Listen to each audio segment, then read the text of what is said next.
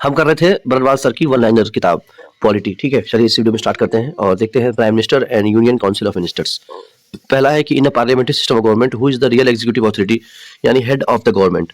तो parliamentary system में जो हेड होता है वो कौन होता है? वो होता है हमारा प्राइम मिनिस्टर, ठीक है। सारे डिसीजंस भले ही प्रेसिडेंट लेता है लेकिन हेड जो है वो है प्राइम मिनिस्टर। अगला है which article of the Indian constitution provide for the appointment of prime minister bye the president. तो प्रेसिडेंट के द्वारा प्राइम मिनिस्टर का अपॉइंटमेंट किस आर्टिकल में है? आर्टिकल 75 क्लॉज 1, 75 क्लॉज 1, ठीक है। इसके बाद है constitutional provision related to prime minister. तो 74(1) में आता है prime minister as the head of the council of ministers. 75(1) में आता है appointment of prime minister by president और 78 में आता है duties of the prime minister regarding furnishing information to the president, ठीक है। चलिए नेक्स्ट देखते हैं अगला क्या कह रहा है। अगला है which constitutional provision provides for the qualification of prime minister. तो ऐसा कोई प्राइम मिनिस्टर का क्वालिफिकेशन नहीं है, ठीक है। कॉन्स्टिट्यूशनल प्रोविजन कुछ नहीं है ऐसा कि ये होना चाहिए तभी वो प्राइम मिनिस्टर बन पाएगा। बेसिक की बात करेगा तो देखिए लिखा हुआ है he can be a member of either house of the parliament even if he is not a member of any house he could become a prime member within 6 months। यानी अगर वो नहीं भी है किसी भी हाउस का मेंबर तो अगर वो प्राइम मिनिस्टर बन गया तो वो किसी भी हाउस का मेंबर वो 6 महीने के अंदर बन सकता है, ठीक है। बी आर अम्बेडकर साहब ने कहा था कि if any functionary under our constitution is to be compared with the US president he is the prime minister and not the president, है ना। तो ये ऑब्वियस सी बात है कि वहां पे हेड कौन है? प्रेसिडेंट है। और अपने यहाँ कौन है? अपने यहाँ है प्राइम मिनिस्टर। तो वो दोनों एक एनालॉजी बना के बात कर रहे हैं डॉक्टर बी आर अम्बेडकर साहब, ठीक। चलिए अगला देखते हैं अगला क्या कह रहा है। What is the minimum age for a PM candidate. तो मिनिमम एज क्या है? मिनिमम एज है 25 साल, ठीक है। Same age that of Lok Sabha. तो लोकसभा के मेंबर का जो एज है मिनिमम वो है प्राइम मिनिस्टर कैंडिडेट जो भी रहेगा उसका मिनिमम एज यानी कि 25 साल, ठीक है। तो 25 साल का इंसान प्राइम मिनिस्टर बन सकता है। The Prime Minister is the chairman of which commission and council? National Commission for Population Control, Interstate Council, National Integration Council and CSIR। तो ये इन सब चीजों के चेयरमैन कौन है? प्राइम मिनिस्टर है। National commission for population control, interstate council और national integration council and CSIR, ठीक। इसके बाद है which constitutional amendment act limited the total number of minister including the prime minister to 15% of the total number of members of the house of people. यानी क्या है? देखिए लोकसभा में question ये कह रहा है कि लोकसभा में जितने भी मेंबर्स हैं कितने परसेंट को मिनिस्ट्री दिया जा सकता है। तो 91 कॉन्स्टिट्यूशनल अमेंडमेंट एक्ट आया था 2003 में, 91 कॉन्स्टिट्यूशनल अमेंडमेंट एक्ट आया था 2003 में, जिसके तहत 15% से ज्यादा को आप नहीं बना सकते, ठीक है। 15% मेंबर को आप बना सकते हैं मिनिस्टर, ठीक। अगला है कि who administers the oath of office and secrecy to minister. तो मिनिस्टर्स को कौन दिलाता है ओथ ऑफ ऑफिस और सीक्रेसी का जो ओथ या एफर्मेशन होता है कौन दिलाता है? तो ये दिलाता है प्रेसिडेंट, ठीक। अब यहाँ पे प्राइम मिनिस्टर मत टिक करिएगा क्योंकि प्राइम मिनिस्टर सेलेक्ट भले करता है लेकिन ओथ कौन दिलाता है? ओथ दिलाता है president. Salaries and allowance of minister are determined by which authority. तो सैलरी और अलाउंस किसके द्वारा डिटरमाइन होता है? ये होता है पार्लियामेंट के द्वारा, कोई पर्टिकुलर आदमी इसको डिटरमाइन नहीं करता है।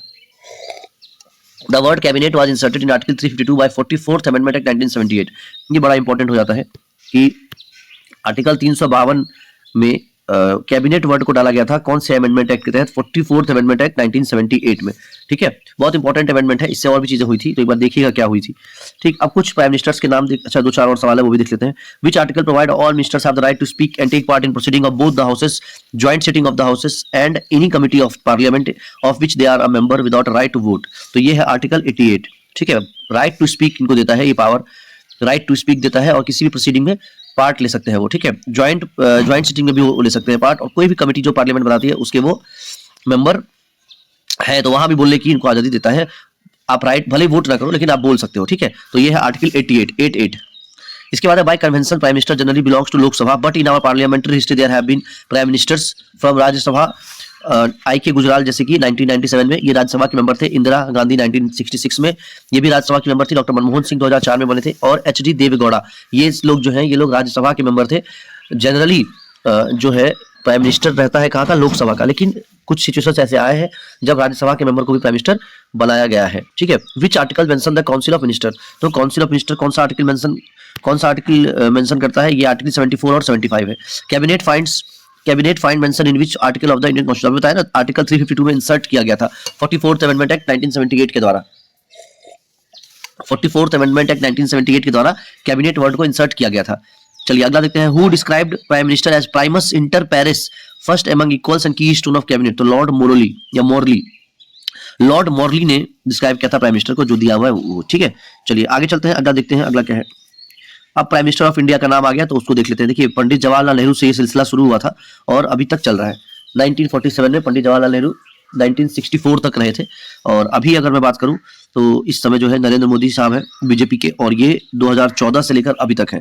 आप देख लीजिए कितने साल है, 9 साल तो इनको हो गया है, 10 साल हो गया इस साल। ठीक, the word cabinet was inserted, ये ऑलरेडी बता चुका हूं।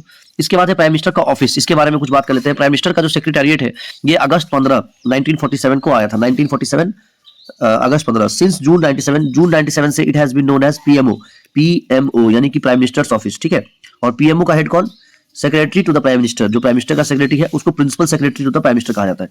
Who called prime minister as captain of ship of the state. तो captain of ship of the state कौन है? Prime minister. तो द प्राइम मिनिस्टर है, ये कौन बोला था? ये बोला था Munro. Who what is the tenure for the prime minister.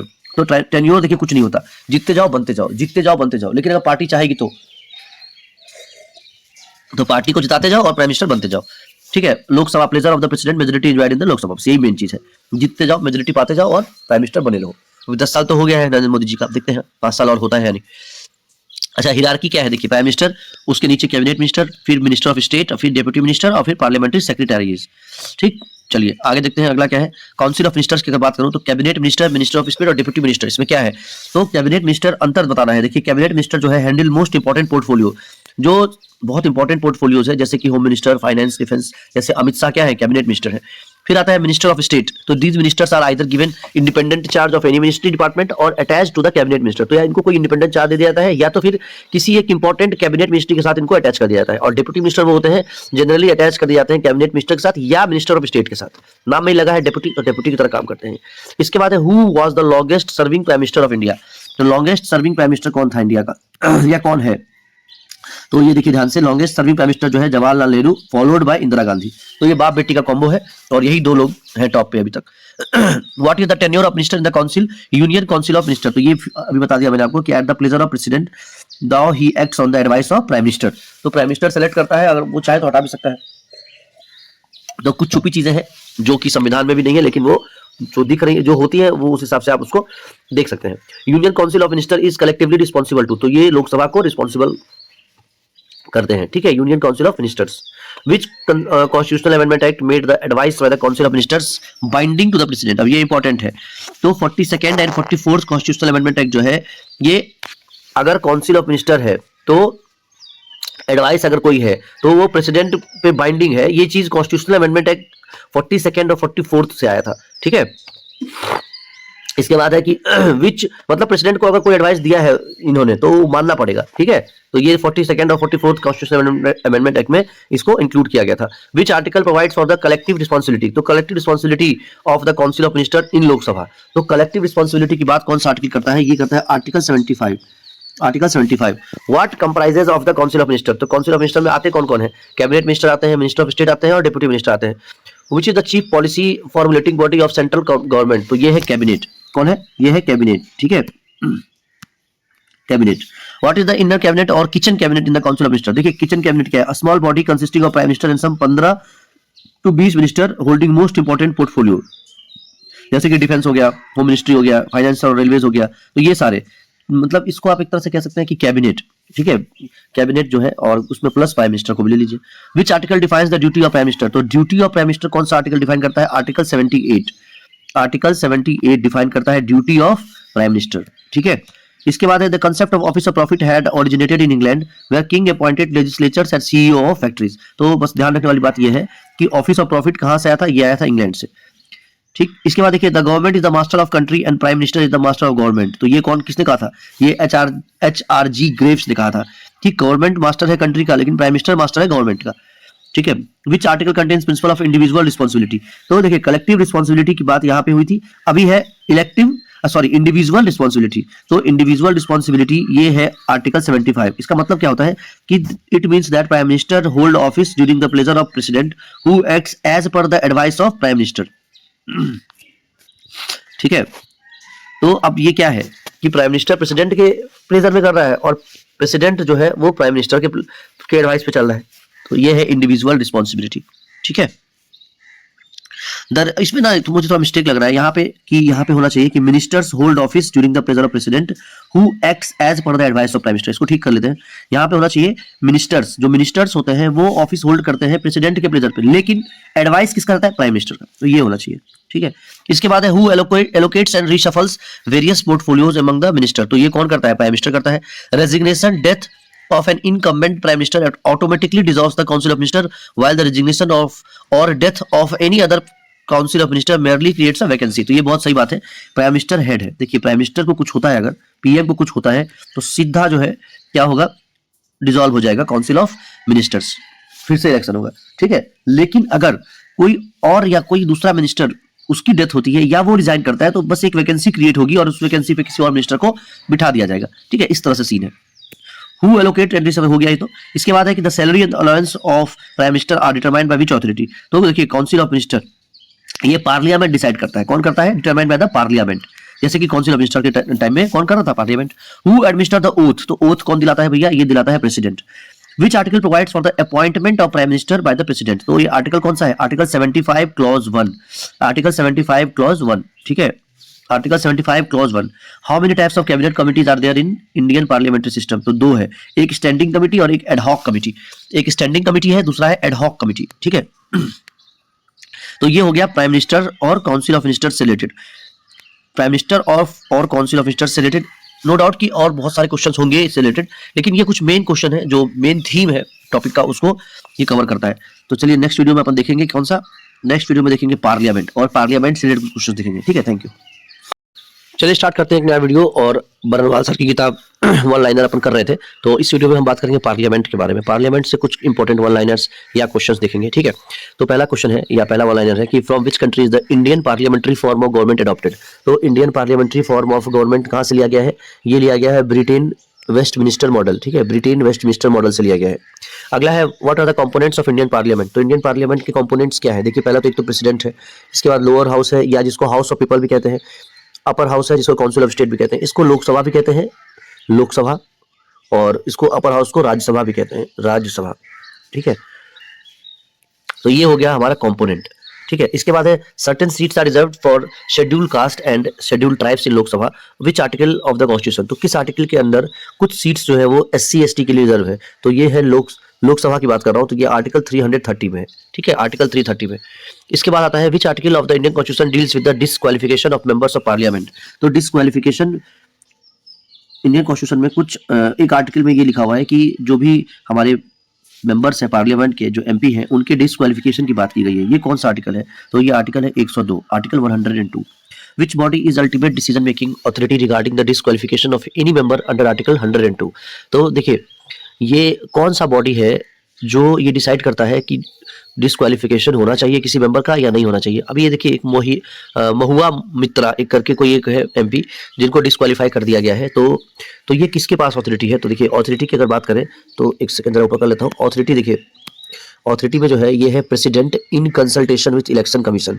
अब इस तरह की कोई चीज़ पाई जाएगी उनके खिलाफ, वो कुछ इस तरह का काम करते हुए पाए जाएंगे, तो जो प्रेसिडेंट है वो इलेक्शन कमीशन से कंसल्ट करके उसको डिस्क्वालीफाई कर देगी, ठीक है। इसके बाद है any decision related to disqualification of a member of parliament on grounds of defection under schedule 10 lies with which authority. तो शेड्यूल 10 में डिफेक्शन है, ऑलरेडी मैं आपको बता चुका हूँ। तो उसके तहत अगर मैं बात करूँ तो प्रिसाइडिंग ऑफिसर जो हाउस का होता है वो डिसाइड करता है, या स्पीकर जो होता है, लोकसभा के केस में स्पीकर होता है और राज्यसभा के केस में कौन होता है? ये होता है चेयरमैन, ठीक है। राज्यसभा के केस में कौन होता है? चेयरमैन होता है, और लोकसभा के केस में कौन होता है? स्पीकर होता है। तो यही डिसाइड करता है कि डिफेक्शन के ग्राउंड पे डिस्क्वालीफाई करना चाहिए या नहीं करना चाहिए, ठीक है। Which article of the Indian constitution provides for the privilege and immunities of members of parliament. तो प्रिविलेज और इम्यूनिटीज कौन सा आर्टिकल देता है? आर्टिकल 105, आर्टिकल 105 देता है, ठीक है। चलिए आगे देखते हैं। अगला है कि voting on demand for grants can take place in which house of the parliament. तो वोटिंग इन डिमांड जो है ये लोकसभा, ठीक है, लोकसभा देता है।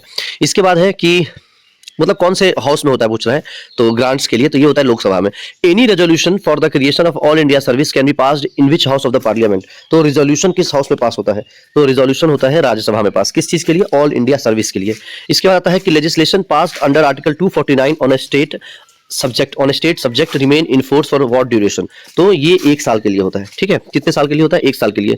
आर्टिकल 249 में कि जो भी लेजिस्लेशन पास हुआ है सब्जेक्ट रिमेन इन फोर्स, ठीक है, स्टेट सब्जेक्ट के लिए, तो कितने टाइम के लिए रहता है ये पूछ रहा है। चलिए अगला देखते हैं, नेक्स्ट क्या है।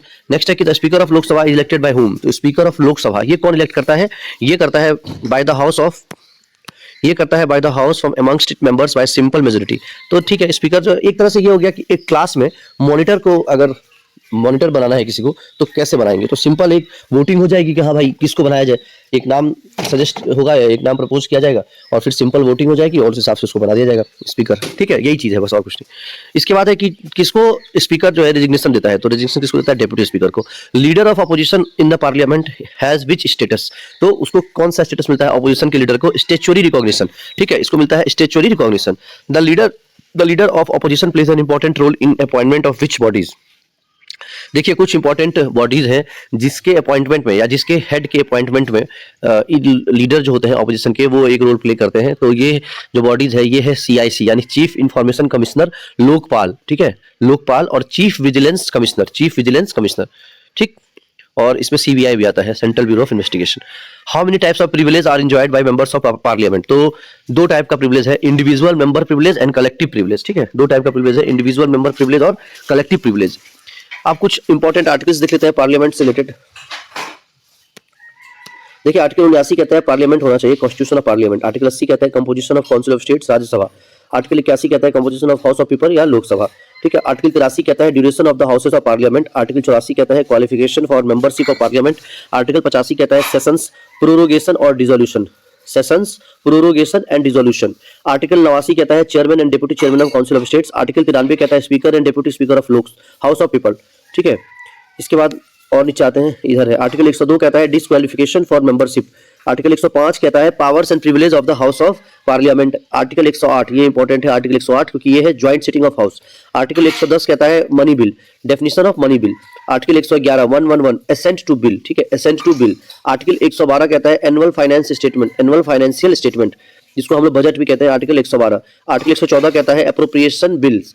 आर्टिकल 116 कहता है votes on account and votes of credit. ठीक है, आर्टिकल 117 कहता है फाइनेंस बिल। आर्टिकल 120 कहता है लैंग्वेज यूज्ड इन पार्लियामेंट। अब ये SSC CGL में पूछा गया था कि आर्टिकल 100 कौन से आर्टिकल से कि आप मतलब कि जो लैंग्वेज पार्लियामेंट में यूज होता है वो कौन से आर्टिकल में मेंशन है, तो ये है आर्टिकल 120 में। ठीक है, आप बस पार्लियामेंट का जो आर्टिकल का एक रेंज है उसको याद कर लीजिए, 79 से लेकर आर्टिकल 122, या और भी एक सेकंड देख लेता हूं नीचे, आर्टिकल 123। ठीक है, 79 से लेकर 123, इसमें जितनी भी चीजें हैं ये सब क्या है, पार्लियामेंट से रिलेटेड है। जैसे कि आर्टिकल 122 मैंने बता दिया ऑलरेडी, 122 में क्या है, courts not to inquire into parliamentary proceeding. तो ये यानी कि क्या है, जुडिशियल रिव्यू से या जुडिशियल जजमेंट से ये हट के है, मतलब ये इसमें कोर्ट्स इंक्वायर नहीं कर सकता कि क्या बातें हो रही हैं, क्या प्रोसीडिंग्स हो रही हैं। ठीक है, आर्टिकल 123 कहता है ordinance making power of the president, ये बहुत इंपॉर्टेंट है आर्टिकल 120। देखिए सबसे ज्यादा इंपॉर्टेंट 2 आर्टिकल है, एक तो आर्टिकल 108 है। ठीक है, आर्टिकल 108 क्या कहता है, ज्वाइंट सिटिंग की बात करता है। उसके बाद आर्टिकल 110 बहुत इंपॉर्टेंट है, मनी बिल की डिफिनेशन है इसमें। फिर आर्टिकल 112 इंपॉर्टेंट है क्योंकि ये जो है एनुअल फाइनेंशियल स्टेटमेंट है, यानी बजट की बात कर रहा है। इसके बाद आर्टिकल 117 ये फाइनेंस बिल है, ये भी इंपॉर्टेंट है। इसके बाद आर्टिकल 120 तो पूछा ही गया है पेपर में, और ये आर्टिकल 123 ये ऑर्डिनेंस, ये बहुत इंपॉर्टेंट है। अब देखिए इसमें जो है आर्टिकल 123 को अगर आप कर देंगे 231, तो ये जो है ये ऑर्डिनेंस गवर्नर के द्वारा जो ऑर्डिनेंस पास होता है तो ये उसकी बात करता है। ठीक है, आर्टिकल 231। चलिए आगे बढ़ते हैं, अगला क्या है कि the parliament building was designed by Edwin Lutyens and Herbert Baker and was inaugurated by Lord Irwin the then governor general of India 1927। तो अभी हाल फिलहाल में पार्लियामेंट दूसरा बन गया है, लेकिन इससे पहले जो पार्लियामेंट बिल्डिंग था वो किसने डिजाइन किया था, ये डिजाइन किया था एडविन लुटेन, ठीक है, और हर्बर्ट बेकर, ये दोनों ने किया था। और इसको जो है इनॉग्रेट किया था उस समय के गवर्नर जनरल जो थे 1927 में, ये लॉर्ड इरविन, इन्होंने किया था। ठीक है, तो इसको भी ध्यान रखना है। इसके बाद आता है हाउस ऑफ पार्लियामेंट। देखिए इसमें जो चीजें हैं, 2 हाउस है, लोकसभा यानी कि हाउस ऑफ पीपल कहते हैं इसको, और राज्यसभा, इसको काउंसिल ऑफ स्टेट्स कहते हैं। मैक्सिमम स्ट्रेंथ जो है 550 है। ठीक है, मैक्सिमम स्ट्रेंथ कितना है, 550, of which 530 are representative of state, 20 are representative of UT, यानी 550 में 530 जो है वो स्टेट के लिए और 20 यूनियन टेरिटरी के लिए। इसके बाद है एट प्रेजेंट हाउस कंटेन 543, अभी कितना है 543 मेंबर है, जिसमें 524 जो है स्टेट के लिए और बाकी बचा 15 जो है ये यूनियन टेरिटरीज के लिए। ठीक है, 19 जो है ये यूनियन टेरिटरीज के लिए। To contest election of Lok Sabha the constitution provided that, Lok Sabha का इलेक्शन अगर लड़ना है तो उसके लिए पर्सन जो है वो इंडिया का सिटीजन होना चाहिए, 25 साल से कम नहीं होना चाहिए, और कोई भी ऑफिस ऑफ प्रॉफिट वो एक्वायर नहीं किया हो। ठीक है, ये तीनों कंडीशन बहुत जरूरी है। इसके बाद नॉर्मल टर्म जो है वो 5 साल का है। Although house can be resolve by president any time, किसी भी टाइम जो है प्रेसिडेंट हाउस को डिसॉल्व कर सकता है, इवन बिफोर 5 years, 5 साल से पहले भी। Term of Lok Sabha can be extended during national emergency. अब नेशनल इमरजेंसी के टाइम में जो टर्म है वो 1 साल तक एक्सटेंड हो सकता है लोकसभा का, ये इंपॉर्टेंट है। इसी का फायदा एक बार किसी ने उठाया था। ठीक है, चलिए अगला है extension of term Lok Sabha can not continue beyond 6 months after the cease of emergency, यानी इमरजेंसी जब खत्म हो जाएगा तो वो फिर 6 महीने ज्यादा वो नहीं हो सकता, एक्सटेंशन नहीं हो सकता। Members are elected directly by people on the basis of adult franchise as prescribed in article 326। तो मेंबर्स जो है ये इलेक्ट होते हैं डायरेक्टली। ठीक है, किस हिसाब से होते हैं, वही वोटिंग होता है जो नॉर्मल वोटिंग होती है हमारे यहाँ आर्टिकल 326 के हिसाब से। इसके बाद है कि राज्यसभा की अगर बात करें तो राज्यसभा में आप देखेंगे कि राज्यसभा में टोटल 250 मेंबर्स हैं और 238 स्टेट रिप्रेजेंटेटिव है और 12 जो है ये नॉमिनेटेड होते हैं प्रेसिडेंट के द्वारा। यहाँ पे नॉमिनेशंस है 12 लोगों का, और ये आर्ट, साइंस, लिटरेचर और सोशल सर्विस यहाँ से ये नॉमिनेट किए जाते हैं। इसमें देखिए स्पोर्ट्स नहीं है, ध्यान दीजिएगा, इसमें स्पोर्ट्स नहीं है। अब सचिन तेंदुलकर का क्वेश्चन उठा के पूछ सकता है क्योंकि सचिन तेंदुलकर भी राज्यसभा के मेंबर है और ये स्पोर्ट्स की वजह से नहीं है। ठीक है, तो इसको ध्यान रखना है। इसके बाद है at present there are 245 members. तो अभी इस समय प्रेजेंट में कितने मेंबर्स हैं? 245 मेंबर्स हैं। 225 रिप्रेजेंटेटिंग स्टेट्स, जिसमें 225 जो है वो स्टेट्स को रिप्रेजेंट करता है और 8 यूनियन टेरिटरी को, और 12 क्या है? नॉमिनेटेड है। ठीक है, qualification do contest election of Rajya Sabha. तो इसमें देखिए क्वालिफिकेशंस जो है वो भी रिक्वायर्ड क्वालिफिकेशंस है कुछ जो आर्टिकल 84 में दिया हुआ है। तो ये कौन सी है? A person must be a citizen of India, तो ये तो सबसे मेन चीज है। He must have completed 30 years of age. तो इसमें देखिए राज्यसभा में क्या है? राज्यसभा में है 30 साल और वहां कितना था? 25 साल। ठीक है, he should not hold any office of profit, कोई ऑफिस ऑफ प्रॉफिट नहीं होना चाहिए। He is a permanent, it is a permanent house, it can not B dissolve. अब देखिए जैसे उसको डिसॉल्व किया जा सकता है, ये डिसॉल्व नहीं हो सकता है। ठीक है, ये डिसॉल्व नहीं हो सकता है, ये परमानेंट हाउस है, चलता रहेगा। वहां क्या है? सब लोग एक बार में चेंज हो जाएंगे। जो मिनिस्टर्स हैं आज जो है, हो सकता है 5 साल बाद उनमें से कोई भी दिखाई ना दे। ठीक है, ऐसा है। लेकिन यहाँ पे क्या है कि बस 1/3 मेंबर जो है यहाँ रिटायर होता है। ठीक है, 2 साल पे रिटायर होता है। यहाँ पे खत्म नहीं किया सकता कि एकदम से नए आ जाएंगे, ऐसा नहीं होगा। ठीक, टर्म ऑफ मेंबर्स, अब से सचिन तेंदुलकर साहब है, जो भी कोई है वहां पे, वो अब 2 साल 3 साल जब भी उनको रिटायर होना होगा रिटायर हो जाएंगे। ठीक है, ये सीन है। तो 1/3 मेंबर जिनका हो जाता है टाइम, वो रिटायर कर जाते हैं वहां से, ये चीज है। तो term of members of Rajya Sabha is fix for 6 years। तो इस टर्म बता दिया मैंने कितने साल के लिए? 6 साल के लिए। ठीक है, इसके बाद retiring member replaced new elected member. अब इसमें क्या है? रिटायर हुए तो दूसरे फिर आ गए, तो ये चीज है। ठीक, आगे चलते हैं, अगला देखते हैं अगला क्या कह रहा है। Indirectly elected and can be री इलेक्टेड बाय री elected any number of times. तो इसमें क्या है? इनडायरेक्टली इलेक्ट होते हैं और कितनी बार भी इलेक्ट हो सकते हैं, ऐसा नहीं है कि वो, इसमें कुछ लिमिटेशन है। Members of the Rajya Sabha are elected by elected members of the assembly of state and 2 union territories of Delhi and Puducherry in accordance with the system of proportional representation by means of single transferable vote. तो इस तरह से यहाँ पे क्या होता है? Single transferable vote के तरीके से यहाँ पर राज्यसभा के जो मेंबर्स हैं इनको इलेक्ट किया जाता है। ठीक है, चलिए आगे चलते हैं। How many sessions of parliament are conducted in 1 year। तो एक साल में कितने सेशंस होते हैं? एक साल में 3 सेशंस होते हैं mainly, budget session, monsoon session और विंटर सेशन। ठीक है, सेशंस के जो टाइमिंग है वो है, देखिए फरवरी से मई होता है, ये बजट सेशन है। इसके बाद जुलाई से सितंबर ये जो है ये क्या है? ये जुलाई से सितंबर जो है ये मॉनसून सेशन है, और फिर रेसेस, बीच में फिर रेसेस आ जाएगा, और यहाँ से फिर नवंबर दिसंबर में क्या है? विंटर सेशन है। तो ये ध्यान रखना है। ठीक, the period when the house is not in session, तो ऑलरेडी बता दिया हूँ, रेसेस चलता है। Who announces for the adjournment of the houses of a house, तो the presiding officer of the house, जो है। तो देखिए दोनों में अलग अलग हो जाता है। राज्यसभा में कौन है? राज्यसभा में चेयरमैन है, और लोकसभा में कौन है? स्पीकर है। Who has the authority to dissolve the house, तो ये किसके पास है? सिर्फ प्रेसिडेंट के पास। Annual financial statement is mentioned, तो एनुअल फाइनेंशियल स्टेटमेंट यानी बजट की बात कौन से आर्टिकल में किया गया है? आर्टिकल 112 में किया गया है। Which article defines money bill, money bill कौन सा आर्टिकल डिफाइन करता है? ये आर्टिकल 110 करता है, 110 करता है। ठीक है, इसके बाद अपन और बात करते हैं आगे। अगला है कि salary and allowances provided under schedule 2 the constitution belong to which part of the budget, तो नॉन वोटेबल एक्सपेंडिचर है ये। ठीक है, सैलरी और अलाउंस की बात करूं तो non votable expenditure. Parliament library laid in 1921 is the second largest library in India after national library of Belvedere state Kolkata.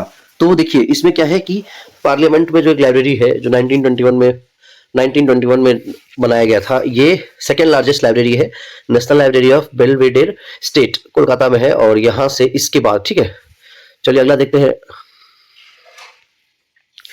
Disqualification की अगर बात करूं मेंबर्स ऑफ पार्लियामेंट में, तो कॉन्स्टिट्यूशनल प्रोविजन आर्टिकल 102 में है, ठीक है, ये आर्टिकल ध्यान रखिएगा, आर्टिकल 102 में है। और रिप्रेजेंटेशन ऑफ पीपल्स एक्ट 1951, और तीसरा है ग्राउंड्स ऑफ डिफेक्शन। ये डिस्क्वालिफिकेशन की बात कर रहा हूं मैं, 102 आर्टिकल में एक हो गया। उसके बाद है grounds of defection under 52nd amendment act 1985, ये शेड्यूल 10 में है, जिसको हम डिफेक्शन भी कहते हैं, ये डिफेक्शन वर्ड याद रखिएगा। और तीसरा है रिप्रेजेंटेशन ऑफ पीपल्स एक्ट 1951। तो ये 3 तरीके से डिस्क्वालीफाई किया जा सकता है। इसके बाद है any amount of money can be withdrawn from the consolidated fund of India, लेकिन ये जो है एप्रोप्रिएशन बिल के अंतर्गत ही ये पैसा निकाला जा सकता है, और ये है आर्टिकल 114 में, ठीक है। How many types of cut motions are there in parliamentary proceeding, तो 3 तरीके के कट मोशंस हैं, पॉलिसी कट, इकोनॉमिक कट और टोकन कट, ठीक है, 3 तरीके से है। इसके बाद है how many days of notice is required for public bill, तो पब्लिक बिल के लिए कितने दिन का नोटिस चाहिए, 7 दिन का नोटिस चाहिए, ठीक है। How many days of notice is required in case of private member bill, तो प्राइवेट मेंबर बिल के लिए 1 महीने का नोटिस पीरियड चाहिए। In which case a joint sitting can not be summoned by the president, तो money bill और constitutional amendment bill के time में ज्वाइंट सिटिंग नहीं बुलाया जा सकता, ठीक है। मनी बिल और कॉन्स्टिट्यूशनल अमेंडमेंट बिल, ये दोनों के केस में ज्वाइंट सिटिंग नहीं बुलाया जा सकता, ठीक। चलिए इसके बाद आगे चलते हैं। अगला है कि in case of disagreement over the passage of bill in both houses, the house a joint sitting can summoned by which authority, तो डिसएग्रीमेंट के केस में ज्वाइंट सिटिंग जो है ये कौन बुला सकता है, ये प्रेसिडेंट बुला सकता है। Who heads the joint sitting of the parliament, तो ज्वाइंट सिटिंग को कौन हेड करेगा, देखिए ध्यान से, तो ये speaker in his absence deputy speaker, पहले तो स्पीकर करेगा, अगर वो नहीं है तो डेप्यूटी स्पीकर, अगर वो भी नहीं है तो डेप्यूटी चेयरमैन ऑफ राज्यसभा करेगा, ठीक है, डेप्यूटी चेयरमैन ऑफ राज्यसभा करेगा। चेयरमैन ऑफ राज्यसभा कभी नहीं करता है, इसको ध्यान रखना है। प्रिसाइडिंग ऑफिसर ऑफ पार्लियामेंट कौन है, ये लोकसभा में स्पीकर है या डेप्यूटी स्पीकर, उसके बाद और राज्यसभा में चेयरमैन है जो वाइस प्रेसिडेंट है, और उसके बाद डेप्यूटी चेयरमैन, ठीक है। What is the quorum of Lok Sabha and Rajya Sabha, तो 1/10 of total strength of the house, ठीक है। कोरम क्या है लोकसभा राज्यसभा में, 1/10 जो है टोटल स्ट्रेंथ है हाउस का, उसका। इसके बाद है विच amendment act increase the seat of Lok Sabha, तो पहले 525 था, इसको बढ़ा दिया गया, फिर बढ़ने वाला है, कितना हो गया है 545, 31st amendment act 1973, 31st amendment act 1973 के हिसाब से, ठीक। इसके बाद है कि which state has reserved seats for Madhya scheduled tribe, तो मध्य प्रदेश जो है ये रिजर्व किया है शेड्यूल्ड ट्राइब के लिए सीट्स, ठीक है। Maximum representatives in both Lok Sabha and Rajya Sabha come from which state, तो ऑब्वियस है जिसकी पॉपुलेशन सबसे ज्यादा है, यानी यूपी, 80 लोकसभा के लिए और 31 राज्यसभा के लिए, इंपॉर्टेंट है, इसको ध्यान रखना है, हम लोग को यूपीपीसीएस में पूछा गया, 80 from Lok Sabha and 31 from Rajya Sabha. Which is the largest constituency of Lok Sabha, तो ये क्या हो जाएगा, लद्दाख, ठीक है, एरिया की बात कर रहा हूं मैं, in terms of area. The first Lok Sabha general elections were held in which year, तो 1951-52 में हुआ था। Leader of opposition existed earlier but got statutory recognition in the salaries and allowance of leader of opposition in the parliament act 1977, ठीक है। इसके बाद है who was the first women speaker of Lok Sabha, तो ये बहुत ज्यादा इंपॉर्टेंट है, पूछना ही पूछना है किसी एग्जाम में इनको, मीरा कुमार को याद करना पड़ेगा पेपर वालों को, ठीक है, जून 2009 से जून 2014 तक, क्योंकि ये पहली औरत थी जो कि स्पीकर बनी थी लोकसभा की। During whose speakership for the first time in the history of Lok Sabha a motion of non confidence against council of ministers was admitted and discussed, तो ये सरदार हुकम सिंह, ठीक है, ये स्पीकर थे 3rd लोकसभा अगस्त 1963 में, ठीक है। चलिए आगे चलते हैं, मतलब कि ये मोशन हुआ था नॉन कॉन्फिडेंस का, पहली बार डिस्कस हुआ था, तो ये बता रहे हैं कि कौन थे उस समय स्पीकर, ठीक है। The secretariat of Lok Sabha remains under supervision and control of which authority, तो ये लोकसभा स्पीकर के अथॉरिटी में रहता है। Who is the ultimate deciding authority if a bill is a money bill, तो मनी बिल है या नहीं है ये कौन इसको डिसाइड करता है, तो ये करता है स्पीकर, ठीक है, ये भी इंपॉर्टेंट है। Voting on demand is an exclusive privilege of the Lok Sabha, ठीक है। चलिए अब और कुछ क्वेश्चन देख लेते हैं। Which motion is also known as closure motion, तो क्लोजर मोशन को ही कहते हैं हम लोग cut motion. Maximum duration 0 hour कितना है, 1 घंटा, 0 आवर का मैक्सिमम ड्यूरेशन कितना है, 1 घंटा। The maximum duration for which Rajya Sabha can with hold a money bill, तो कितने दिन तक मनी बिल को रख सकता है, मैक्सिमम 14 दिन तक। Parliament extend control over executive through what means, तो पार्लियामेंट्री कमेटी के द्वारा, ठीक है। इसके बाद which motion is passed by the government in Lok Sabha to prove its majority, तो मेजोरिटी प्रूव करने के लिए कौन सा मोशन होता है, कॉन्फिडेंस मोशन। इसके बाद which was the first joint session of parliament, तो ज्वाइंट सेशन क्या है, देखिए ध्यान से देखिए, ज्वाइंट सेशन जो है ये ऑन डाउरी एबोलिशन बिल 1961, तो पहला ज्वाइंट सेशन जो है ये कब आया था, डाउरी एबोलिशन बिल 1961 में आया था, ठीक है। इसके बाद आता है कि who appoint the chairman of public account committee, तो पब्लिक अकाउंट कमेटी का चेयरमैन कौन डिसाइड करता है, ये करता है speaker. The sovereignty of Indian parliament is limited through, तो सोवरेनिटी जो है ये जुडिशियल रिव्यू के द्वारा लिमिटेड किया गया है, ठीक है। The first working hour of parliament is known as, तो पहला वर्किंग आवर जो होता है पार्लियामेंट का वो होता है क्वेश्चन आवर, क्वेश्चन आवर होता है, और ये कितने टाइम तक होता है, 11 से 12 बजे तक। Which type of bill can be introduced only by a minister in Lok Sabha, तो लोकसभा में मिनिस्टर के द्वारा बिल, कौन सा बिल आ सकता है सिर्फ, तो ये है मनी बिल, मतलब मनी बिल सिर्फ मिनिस्टर ही कर सकता है। इन case of which bill the president can apply absolute veto, तो प्राइवेट मेंबर बिल जो है इसमें प्रेसिडेंट जो है एब्सोल्यूट वीटो लगा सकता है। इसके बाद है विच is the motion for censoring the specific policy and actions against any minister और काउंसिल ऑफ मिनिस्टर, तो ये क्या है, सेंसर मोशन, ठीक है। इसके बाद adjournment, prorogation and dissolution of the house, adjournment होता है this is the suspension of proceeding of house for hours, days और वीक्स, ठीक है, done by the presiding officer of house. Prorogation होता है this is the termination of the session of the house, prorogation क्या होता है, termination होता है हाउस का, और done by the president on recommendation of council of ministers, ठीक है, ये कौन करता है, प्रेसिडेंट करता है। और इसके बाद जो है डिसोल्यूशन, ये डिसोल्यूशन क्या करता है, ये करता है टेन्योर, लोकसभा का जो टेन्योर है वो डिसॉल्व हो गया यानी खत्म हो गया, और प्रेसिडेंट जो है ये डिसॉल्व करता है कब, काउंसिल ऑफ मिनिस्टर रिकमेंड करेगा तब, ठीक है। What is the strength of public account committee, ये बहुत इंपॉर्टेंट क्वेश्चन है, छोटे छोटे क्वेश्चन देखिए इंपॉर्टेंट डाल दिया गया कि पब्लिक अकाउंट कमेटी का स्ट्रेंथ कितना है, टोटल 22 मेंबर होते हैं, 15 लोकसभा से और 7 राज्यसभा से, तो ये भी याद रखिएगा कि लोकसभा से कितने होते हैं और राज्यसभा से कितने होते हैं, 15 होते हैं लोकसभा से और 7 होते हैं राज्यसभा से। Which motion is pass for showing that government has lost majority in the lower house of parliament, तो लोअर हाउस ऑफ पार्लियामेंट में कौन सा मोशन पास होता है, तो ये है नो कॉन्फिडेंस मोशन, ठीक है, नो कॉन्फिडेंस मोशन। चलिए और देखते हैं, चलिए आगे देखते हैं, अगला है कि important facts related to budget, तो बजट से रिलेटेड कुछ फैक्ट्स देख लेते हैं। The first budget was introduced by East India Company on 7 April 1860, यानी 1860 में पहला जो बजट आया था वो आया था 7 अप्रैल 1860 को, और किसने दिया था, ये ईस्ट इंडिया कंपनी ने, ठीक है, ईस्ट इंडिया कंपनी ने। इसके बाद है कि अगला अगर देखेंगे कि पहला budget, the first budget of independent India, independent India का पहला बजट जो प्रेजेंट हुआ था वो कौन किया था, ये आर के शानमुखम शेट्टी, 26 नवंबर 1947 को पहला बजट आया था, 26 नवंबर 1947 को पहला बजट आया था, ये इंडिपेंडेंट इंडिया की बात कर रहा हूं मैं। इसके बाद अगर पहली वुमेन फाइनेंस मिनिस्टर की अगर बात करें तो इंदिरा गांधी ने 28 फरवरी 1970 को पहला बजट दिया था, ठीक है, 28 फरवरी 1970 को पहला बजट दिया था मिसेस इंदिरा गांधी ने, ठीक। चलिए अगला देखते हैं, which motions can be introduced only in lower house, तो लोअर हाउस यानी कि लोकसभा में अगर मैं बात करूं तो कौन से मोशंस हैं जो इंट्रोड्यूस किए जाते हैं, तो ये है एडजर्नमेंट मोशन, दूसरा है कॉन्फिडेंस मोशन, और तीसरा है नॉन कॉन्फिडेंस मोशन। ये सब कहां पर है, नो कॉन्फिडेंस मोशन, ये सब कहां पे होता है, सिर्फ और सिर्फ लोअर हाउस में। इसके बाद है who gives the motion of thanks, तो मोशन ऑफ थैंक्स जो है ये first session of the year and first session after every general election is addressed by the president known as motion of thanks, मतलब कि पहला session जो होता है ईयर का और पहला सेशन जनरल इलेक्शन के बाद, ठीक है, ये प्रेसिडेंट इसको एड्रेस करता है, इसको बोलते हैं हम मोशन ऑफ थैंक्स, ठीक। अब कुछ और चीज देख लेते हैं, इंट्रोडक्शन होता है, इसमें क्या चीजें हैं बता रहा है, इंट्रोडक्शन है, general discussion, voting on demand of grants, passing of appropriation bill, फिर पासेज ऑफ फाइनेंस बिल, ठीक है, ये स्टेजेस ऑफ बजट है, ठीक, स्टेजेस ऑफ बजट।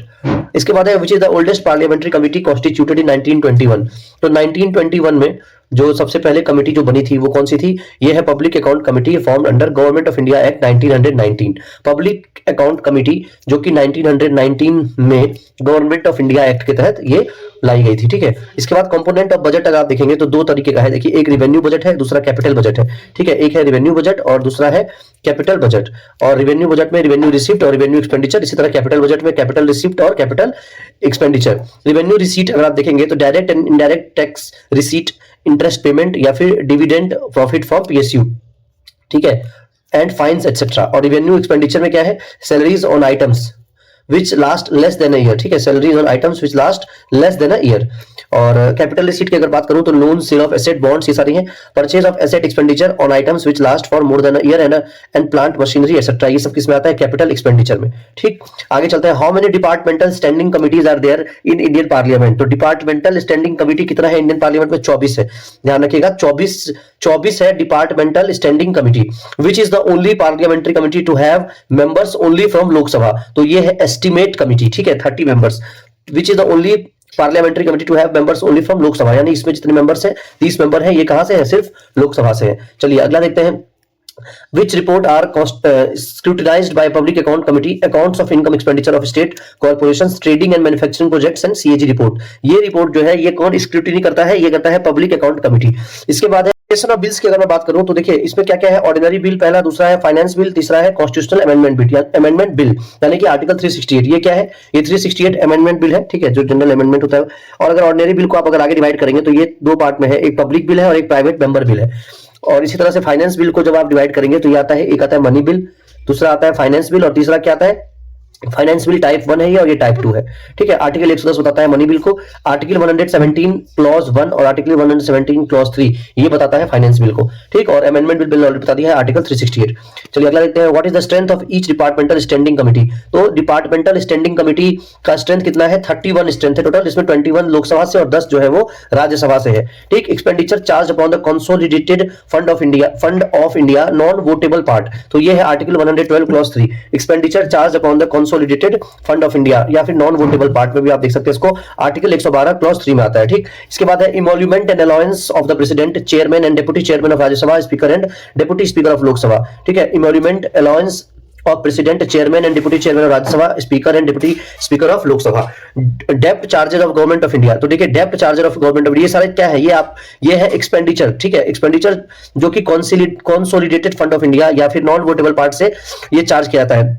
इसके बाद salaries, allowance and pension of supreme court जज और सीएजी। तो कभी कभी ये क्वेश्चन डायरेक्ट पूछ लेता है कि सैलरी, अलाउंसेस एंड पेंशन जो सुप्रीम कोर्ट के जज को मिलता है या सीएजी कैग को मिलता है, ये कहां से मिलता है, ये मिलता है कंसोलिडेटेड फंड ऑफ इंडिया से, ठीक है। इसके बाद है एक क्वेश्चन आया था सीजीएल में 2022 में, मेंस में क्वेश्चन आया था कि सुप्रीम कोर्ट जज के बारे में क्वेश्चन था, उसमें एक लाइन लिखी हुई थी कि द सैलरी जो मिलता है सुप्रीम कोर्ट के जज को, ये मिलता है कहां से, डायरेक्ट लिखा हुआ था कि salaries given to supreme court जज is from the consolidated fund of India. तो ये स्टेटमेंट क्या हो जाएगा, ट्रू हो जाएगा, ठीक है। तो ये ध्यान रखिएगा, ऐसे डायरेक्ट स्टेटमेंट उठा के पूछ लेगा। पेंशन ऑफ हाई कोर्ट जजेस, तो हाई कोर्ट के जज को भी पेंशन कहां से मिलता है, इसी से मिलता है। Sums satisfying any judgment, decree और अवार्ड ऑफ एनी कोर्ट और आर्बिट्रल ट्रिब्यूनल, ठीक है। तो ये सब भी कहां से मिलता है, ये मिलता है कंसोलिडेटेड फंड ऑफ इंडिया से। क्या है इसमें, जजमेंट जो पैसा है, जो किसी जजमेंट या फिर कोई डिक्री या कोई अवार्ड है या कोर्ट का या फिर आर्बिट्रल कोई ट्रिब्यूनल है, तो इन सब केसेस में कहां से आएगा पैसा, वो आएगा कंसोलिडेटेड फंड ऑफ इंडिया से।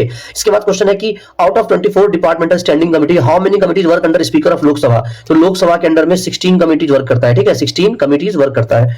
इसके बाद है how many times joint parliamentary committee has been set up, तो 8 बार जो है, 8 बार ज्वाइंट पार्लियामेंट्री कमिटी सेटअप किया गया है। An office of a political party who issues direction to the party members regulating the behavior of party members is known as, ये क्या है, whip है, ठीक है, whip। चलिए अगला देखते हैं, registration of political parties is mentioned under which article या विच एक्ट, तो ये है रिप्रेजेंटेशन ऑफ पीपल एक्ट 1951 के अंतर्गत आता है। Disputes regarding elections are to be dealt under which act, ये भी है रिप्रेजेंटेशन ऑफ पीपल एक्ट 1951। तो रजिस्ट्रेशन ऑफ पॉलिटिकल पार्टी और डिस्प्यूट रिगार्डिंग इलेक्शंस दोनों किसके अंदर आता है, रिप्रेजेंटेशन ऑफ पीपल एक्ट 1951। देखिए उतना कंसेप्ट में जाऊंगा नहीं क्योंकि फैक्ट्स बता रहा हूं और फैक्ट्स याद रखना है, सिंपल सी बात है, क्वेश्चन एग्जाम में आएगा, देखते ही टिक करना है, दिस इज द मोटो, ठीक है। उतना डेप्थ में पढ़ना है तो कोई चैनल सब्सक्राइब करिए जहां पे पढ़ाया जा रहा हूं या फिर कोई कोर्स खरीद लीजिए। इसके बाद if a person is, last में याद तो करना ही पड़ेगा, ऑप्शन नहीं दूसरा, if a person is elected to both the houses of parliament he must intimate within what duration in which house he desire to serve. तो देखिए अगर दोनों हाउस के लिए इलेक्ट हुआ है कोई, तो वो बताएगा, वो क्या बताएगा, वो इंटीमेट करेगा एक पर्टिकुलर टाइम लिमिट में कि वो किस हाउस को डिजायर करता है सर्व करने के लिए। तो ये है 10 दिन के अंदर बताना है उसको, 10 दिन सोच ले बैठ के वो कि उसको किस हाउस को सर्व करना है, ठीक है। ऑफिस ऑफ प्रॉफिट, अब ये देखिए बहुत इंपॉर्टेंट चीज है, कई जगह बात होता है, जब भी हम लोग बात करते हैं क्वालिफिकेशन की तो हमेशा ये कहते हैं कि बंदा ऑफिस ऑफ प्रॉफिट जो है वो उसमें ना हो। तो ये ऑफिस ऑफ प्रॉफिट ऐसा एक्चुअल कुछ कॉन्स्टिट्यूशन में डिफाइन नहीं किया गया है और ये जानबूझ के डिफाइन नहीं किया गया है, लेकिन ध्यान रहे कि ऑफिस ऑफ प्रॉफिट ये है कि जहां आप रिक्रूट होते हैं या जहां से आपको निकाला जा सकता है और या जहां से आप फाइनेंशियली बेनिफिट ले रहे हैं, इसी को कहते हैं हम लोग ऑफिस ऑफ प्रॉफिट, ठीक है। तो वो नहीं होना चाहिए जनरली जब हम लोग क्वालिफिकेशंस की बात करते हैं। जैसे एक बार जया बच्चन जी जो है ये मेंबर ऑफ पार्लियामेंट होते हुए एक ऑफिस ऑफ प्रॉफिट जो है ये, उसमें एक चेयरमैन थी, ठीक है, वहां पे एक चेयरमैन थी एक एनजीओ में जहां पे इनको सैलरी मिल रहा था, तो ये जब पता चला तो उनको फिर डिस्क्वालीफाई कर दिया गया, ठीक है। तो ऑफिस ऑफ प्रॉफिट ध्यान रखना है आपको कि वो होता है जहां से आपको फाइनेंशियल बेनिफिट, अगर आप ठेके पे कुछ लेते हो, ठेकेदारी भी कर रहे हो, वो भी ऑफिस ऑफ प्रॉफिट के अंतर्गत ही आता है, ठीक है। चलिए आगे चलते हैं, अब हम लोग देखते हैं पार्लियामेंट्री कमिटीज। पार्लियामेंट्री कमिटीज देखते हैं। देखिए पार्लियामेंट्री कमिटीज की अगर बात करूं तो स्टैंडिंग कमेटी और एडहॉक कमेटी मेनली दो पार्ट में डिवाइड किया गया है। स्टैंडिंग कमेटी को फर्दर डिवाइड किया गया फाइनेंशियल कमेटी और दूसरा डिपार्टमेंटल स्टैंडिंग कमेटी जो कि 24 है, ठीक। और फाइनेंशियल कमेटी को फर्दर डिवाइड किया गया और डिपार्टमेंटल स्टैंडिंग कमेटी को फर्दर डिवाइड किया गया। ये इसको डिवाइड किया गया फाइनेंशियल कमिटीज को public account committee, estimate committee और कमेटी ऑन पब्लिक अंडरटेकिंग, और इधर डिपार्टमेंटल स्टैंडिंग कमेटी को डिवाइड किया गया कमेटी अंडर लोकसभा और कमेटी अंडर राज्यसभा, ठीक है। इसी तरह से अगर एडहॉक कमेटी की बात करूं तो इंक्वायरी कमेटी और एडवाइजरी कमेटी, तो एडहॉक कमेटी को दो पार्ट में डिवाइड किया गया, इंक्वायरी कमेटी और एडवाइजरी कमेटी, ठीक है। तो ये कमेटी का क्या है, पार्लियामेंट्री कमेटी जो है इंपॉर्टेंट, उनका क्लासिफिकेशन है। Allocation of seats and delimitation of constituencies is provided under which act, तो ये है रिप्रेजेंटेशन ऑफ पीपल एक्ट 1950 के अंतर्गत आता है। चलिए इसके आगे और चलते हैं। फंड्स ऑफ इंडियन एक्सचेकर, तो देखिए ये है कंसोलिडेटेड फंड ऑफ इंडिया पहला, दूसरा कंटीजेंसी फंड और तीसरा पब्लिक अकाउंट ऑफ इंडिया। ये अलग अलग आर्टिकल्स में है। आर्टिकल 266 क्लॉज 1 में है consolidated fund of India, article 267 में है कंटीजेंसी फंड और आर्टिकल 266 क्लॉज 2 में है पब्लिक अकाउंट ऑफ इंडिया, ठीक है। इसमें देखिए कंसोलिडेटेड फंड ऑफ इंडिया में क्या है, subject to assignment of certain taxes of the state, all revenue received by the government of India, all loans raised by government of India, all money received by the government in repayment of loans form the consolidated fund of India। तो consolidated fund of India में ये सारी चीजें आएंगी। इसके बाद है parliamentary approval is required for transaction with in CFI, यानी कंसोलिडेटेड फंड ऑफ इंडिया में जब कोई ट्रांजेक्शन आपको करना है तो उसके लिए पार्लियामेंट्री अप्रूवल आपको लेना पड़ेगा, ठीक है, ये जरूरी है। चलिए इसके बाद देखते हैं कंटीजेंसी फंड में। देखिए parliament and state legislature is empowered to set up contingency fund of India और state at the disposal of executive to meet unforeseen expenditure, तो अनफोर्सीन एक्सपेंडिचर जो कि अचानक आ जा रहा है, ठीक है, उनको मीट करने के लिए इसको बनाया गया है contingency fund of India. No parliamentary approval, अब इसके लिए जो है अब अचानक आ गया है तो आपको खर्च कर दोगे तुरंत, है ना, पूछने तो जाओगे नहीं, तो no parliamentary approval is required for withdrawal of money. याद रखिएगा कंटीजेंसी में क्या है, पार्लियामेंट्री अप्रूवल नहीं लेना है, लेकिन कंसोलिडेटेड में पार्लियामेंट्री अप्रूवल लेना है। It is held by the finance secretary on behalf of president, ठीक है, फाइनेंस सेक्रेटरी के द्वारा हेल्ड किया जाता है प्रेसिडेंट के बिहाफ पे। और तीसरा है पब्लिक अकाउंट ऑफ इंडिया, इसमें देखिए all other public money received by और on behalf of government of India. Example देखिए, बाय एन ऑफिसर और court with affairs to the union और public savings in post office, या PF है या कुछ कोई अदर बॉन्ड है, ठीक है, जो कि पब्लिक अकाउंट में आता है, ठीक, ये सब चीजें किसमें आती है, पब्लिक अकाउंट में। इसके बाद है payment can be made without parliamentary approval, तो दो में जो है पार्लियामेंट्री अप्रूवल नहीं लेना है, एक कंटीजेंसी फंड और एक पब्लिक अकाउंट में, बाकी इसमें कंसोलिडेटेड में आपको पार्लियामेंट्री अप्रूवल लेना पड़ेगा, ठीक। चलिए और देखते हैं। Lok Sabha speaker resigns by writing his resignation to which authority, तो लोकसभा स्पीकर जो है वो किसको देगा अपना रेजिग्नेशन, डेप्यूटी स्पीकर को, और डेप्यूटी स्पीकर किसको देगा, वाइस वर्सा, किसको देगा, स्पीकर को, ठीक है। What are the official language of the parliament, तो दो ही ऑफिशियल लैंग्वेज है, नेशनल लैंग्वेज कोई नहीं है, ये ध्यान रखिएगा। ऑफिशियल लैंग्वेज दो है, एक हिंदी और दूसरा इंग्लिश, ठीक है। प्रिसाइडिंग ऑफिसर जो है वो परमिट कर सकता है मेंबर्स को अपने मदर टंग में बोलने के लिए। अब देखिए ये जबरदस्त क्वेश्चन एक बार सीजीएल मेंस ने पूछा था, बहुत जबरदस्त। सीजीएल ने क्या पूछा था मेंस में, सीजीएल ने ये पूछा था कि कौन से आर्टिकल से ये पता चलता है कि presiding officer can permit a member to address the house of his mother tongue, मतलब कि वो परमिट कर सकता है किसी भी मेंबर को अपने मदर टंग में, यानी किस आर्टिकल से एक एमपी अपने मदर टंग में भी एड्रेस कर सकता है सभा को। तो ये आर्टिकल पूछा था सीजीएल ने, क्या बात है, one of the great question, ठीक है। Lame duck session refers to the last session of the existing Lok Sabha after a new sabha has been elected. Those members of the existing Lok Sabha would not get re-elected are called lame ducks, ठीक है। तो यही है कि last session में लोकसभा में जो जब दूसरा नया लोकसभा इलेक्ट हो जाता है और जो एग्जिस्टिंग लोकसभा के जो मेंबर्स री-इलेक्ट नहीं हो पाते उनको लेम डक्स कहते हैं, ठीक है, एक टर्मिनोलॉजी है, ध्यान रखिएगा। Oldest member ever served the Indian parliament was Rishang Keishing, ये इनका नाम था रिशांग किशनिंग और किशिंग कह लीजिए, और ये राज्यसभा के मेंबर थे, ठीक है, कांग्रेस पार्टी से, और मणिपुर को रिप्रेजेंट करते थे। 93 साल में रिटायर हुए थे राज्यसभा से 2014 में, ठीक है। क्वालिफिकेशंस एंड डिस्क्वालिफिकेशन की अगर मैं बात करूं तो election are dealt under which act, तो किस एक्ट के अंदर आता है, रिप्रेजेंटेशन ऑफ पीपल्स एक्ट 1951 के अंदर आता है, ठीक है। इसके बाद बात करते हैं when was the first Rajya Sabha constituted, तो पहली बार राज्यसभा कॉन्स्टिट्यूट हुआ था 1952 में। Which act provides for the term of office of the member of Rajya Sabha, तो ये कितना है, देखिए एक सेकेंड, थोड़ा सा जुमा देते हैं इसको, अब ठीक है, ठीक है। तो राज्यसभा की बात करें, which act provides the term of office of member of, तो ये आप जानते ही होंगे कि राज्यसभा के जो मेंबर है उनका टाइम पीरियड होता है 6 साल का, तो कौन सा एक्ट था जो कि 6 साल रखा था term total office of member का, तो ये है 1951 का representation of peoples act, people act, ठीक है। If a person is elected both a member of parliament and state legislature, his parliament seat becomes vacant if he does not resign his seat in the state legislature within what duration, तो 14 दिन है answer. समझाता हूं मैं क्या है। देखिए अगर कोई एक पर्सन मान लीजिए कि दोनों हाउस का मेंबर ऑफ पार्लियामेंट बन गया, ठीक है, वो एमपी बन गया और स्टेट लेजिस्लेचर का भी वो मेंबर है, ठीक है, तो हिज पार्लियामेंट्री सीट, जो पार्लियामेंट का जो सीट है वो वेकेंट हो जाएगा, ठीक है।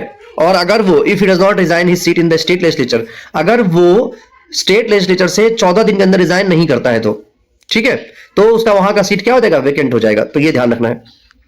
इसके बाद है whenever the Lok Sabha is dissolved the speaker does not vacate his office and continue till the new elected Lok Sabha meets. इसका मतलब क्या हुआ, लोकसभा जब भी डिसॉल्व होगी तो स्पीकर जो है वो अपना सीट नहीं हटेगा, वो हटेगा नहीं वहां से। हालांकि देखिए जो स्पीकर होता है वो उन्हीं में से एक होता है, एक तरह से क्लास रिप्रेजेंटेटिव की तरह है, वो मॉनिटर की तरह है, तो उन्हीं में से एक होता है। लेकिन डिसॉल्व होने के बाद भी वो वहां से हटेगा नहीं जब तक कि नया लोकसभा जो इलेक्टेड, जो वहां के नए इलेक्शन से इलेक्ट होकर आएंगे वो जब तक वहां पर आते नहीं हैं, ठीक है। What is the tenure of the office of speaker, तो ऑफिस स्पीकर के ऑफिस का टेन्योर क्या है। अच्छा ऐसा क्यों होता है, ऐसा इसलिए होता है ताकि एक सिंबल एक ये मेंटेन रहे कि लोकसभा के मेंबर्स हटे हैं, लोकसभा अभी भी है, ऐसा नहीं है कि लोकसभा खत्म हो गया। उसका जो स्पीकर है वो पूरे लोकसभा को रिप्रेजेंट करता है, इसलिए मेंबर के जाने के बाद भी, डिसॉल्व होने के बाद भी वो वहां बैठा रहता है। नेक्स्ट डे जब नए मेंबर्स आ जाते हैं उसके बाद वो वहां से हटता है, ठीक है, फिर नया स्पीकर बनाया जाता है। टेन्योर कितना है, क्या है, what is the tenure of office of speaker, तो जब तक लोकसभा चल रहा है तब तक उसका टेन्योर रहेगा, ठीक है। इसको ओथ कौन दिलाता है, ऑफिस ऑफ जो स्पीकर होता है उसको ओथ कौन दिलाता है, ये कमेंट बॉक्स में आप लिखिएगा, ठीक है। रिप्रेजेंटेशन ऑफ पीपल एक्ट ये हो चुका है। फंड्स ऑफ इंडियन एक्सचेकर ये ऑलरेडी मैं बता चुका हूं। चलिए और कुछ क्वेश्चन देखते हैं। Electoral rolls for a parliamentary constituencies is provided under which act, तो इलेक्टोरल रोल्स जो है ये रिप्रेजेंटेशन ऑफ पीपल एक्ट 1950 के तहत आया है, ठीक है। Which motion is moved by member of the house when he feels that a minister has given any wrong और डिस्टॉर्टेड फैक्ट, तो इनका कौन सा मोशन चलेगा, ये है प्रिविलेज मोशन, ठीक है। कौन सा मोशन चलेगा, प्रिविलेज मोशन। इसके बाद है the failure of passage of which bill leads to the resignation of the government, तो देखिए अब ये बड़ा इंपॉर्टेंट क्वेश्चन है, कई बार पूछा गया इसको कि failure of passage of which bill leads to the resignation of the government, तो money bill, any ordinary bill introduced by a minister या motion of thanks by the president और द बजट। तो अगर इन सब का पासेज का failure होता है, ठीक है, तो रेजिग्नेशन हो जाएगा गवर्नमेंट का। चलिए अगला देखते हैं, ये हो चुका है ऑलरेडी, बता दिया है। तो देखिए हम लोगों ने पार्लियामेंट खत्म कर लिया, अब अपन बात करेंगे गवर्नर के बारे में, ठीक है, नेक्स्ट वीडियो में। चलिए पढ़ते हैं गवर्नर के बारे में, कुछ बेसिक फैक्ट्स देख लेते हैं। Who is the nominal executive head और constitutional head of the state, तो स्टेट का कौन होगा, गवर्नर। जैसे प्रेसिडेंट होता है सेंटर में वैसे ही गवर्नर होता है स्टेट में। इसके बाद office of governor as per constitution of India has been customized from which country, तो ऑफिस ऑफ गवर्नर ये कहां से मिला है, ये मिला है कनाडा से, कनाडा, ठीक है। What is the minimum age required as a qualification for the office of governor, तो गवर्नर बनने के लिए आपको 35 साल का होना पड़ेगा, उसके बाद गवर्नर बन सकते हैं, ठीक है। 35 साल के रहेंगे तो आप गवर्नर बन सकते हैं। इसके बाद what is the term of office of governor, तो गवर्नर के ऑफिस का टर्म कितना है, 5 साल। As per article 156 clause 3 though he holds office at the pleasure of president, जब तक प्रेसिडेंट चाहेगा तब तक वो रहेगा, बीच में हटाना चाहे तो हटा सकता है, ठीक है, चेंज करना चाहे तो वो भी कर सकता है। As per the 7th constitutional amendment act 1956 a person can be appointed as a governor of 2 or more states, ठीक है। कई बार आप देखते होंगे कि एक ही आदमी को एडिशनल चार्ज दे दिया जाता है, तो ये आर्टिकल कौन से आर्टिकल में है, देखिए 7वें कॉन्स्टिट्यूशनल अमेंडमेंट एक्ट 1956 के अनुसार एक ही आदमी को 2 स्टेट का गवर्नर बनाया जा सकता है, और ये अगर आप देखेंगे आर्टिकल तो आर्टिकल 153 में है, आर्टिकल 153, ठीक है। इसके बाद on what grounds the governor may be removed by the president, तो किस ग्राउंड पे गवर्नर को रिमूव किया जा सकता है, तो not specified in the constitution, ये कॉन्स्टिट्यूशन में स्पेसिफाइड नहीं है, मतलब कि जब मन चाहे प्रेसिडेंट जब चाहेगा, ठीक है,